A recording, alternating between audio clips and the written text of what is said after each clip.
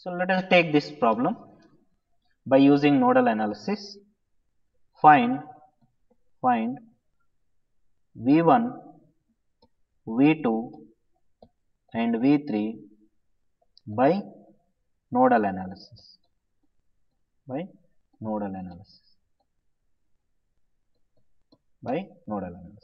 So for which, what is our procedure? So we need to identify the nodes, but node is already identified and it is even represented the reference node. This task is already completed. Next is node voltages are already assigned for non-reference nodes V1, V2, V3. Reference node voltage represented with ground symbol means it is of 0 volts. And next, let us try to focus on the non-reference nodes. Is there any voltage source? Just you can make this kind of question yourself. Is there any voltage sources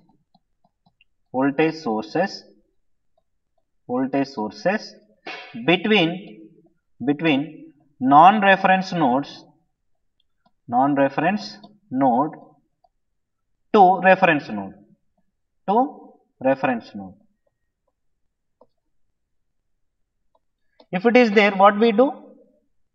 We will make that node voltage is equal to voltage source voltage. Here you can see V1 is the non-reference node voltage, but between that node to reference node voltage 20 volts is connected. Actually, this branch voltage you can say V1 minus 0. Then V1 minus 0 is V1, which is already given by the voltage source. Thereby, this is one of the advantage when we have any voltage source between non-reference node to reference node. We can make directly that node voltage as this given voltage. V1 is equal to 20. So no need to write the Kirchhoff's current law at this kind of node. So we can directly get that node voltage by comparing how much is the branch voltage with that given voltage. Fine. Next, let us take the remaining two nodes. Next question is that is there any voltages between two non-reference nodes? So let me make this question again in different way as like this. Next question is that is there any voltage sources between let me remove this, and between two non-reference nodes.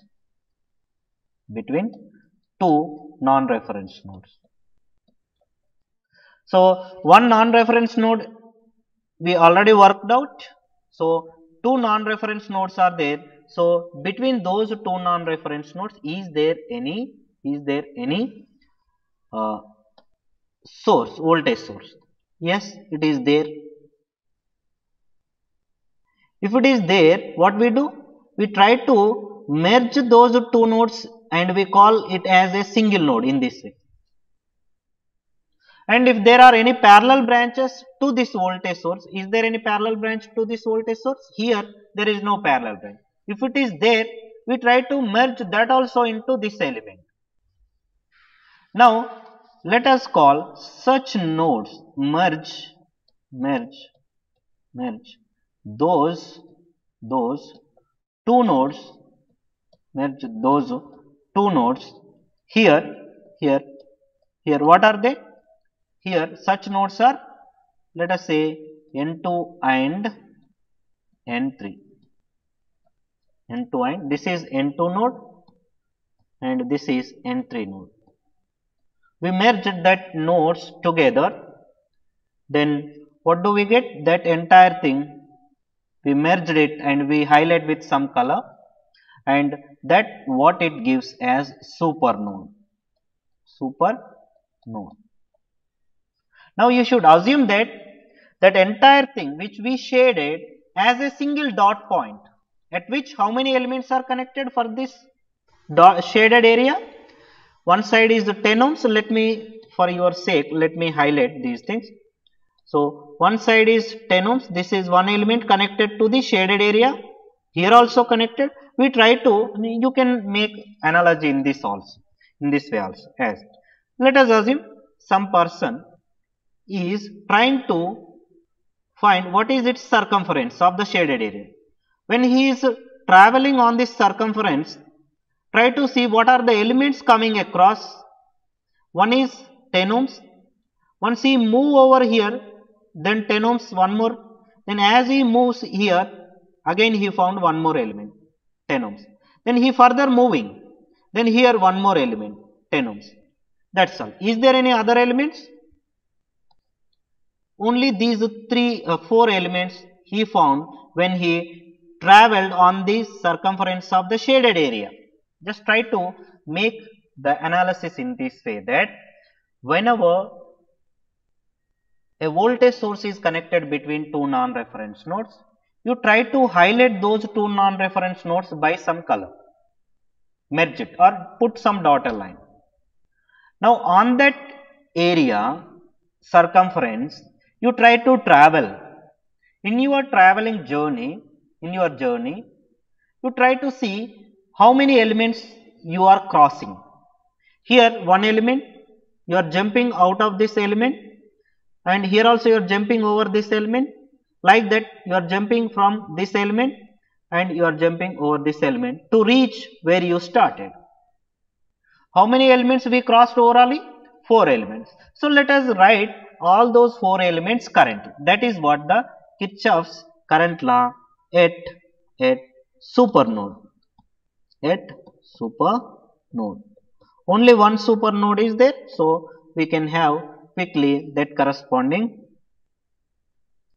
KCL equation. So now tell me, what is the branch 1? As I am taking my journey, so which branch I came across? I came across this 10 ohms. So what will be its voltage? 10 ohms branch voltage, V2 minus, so V1, so let me write V1, later I will substitute, divided by 10 is what the current.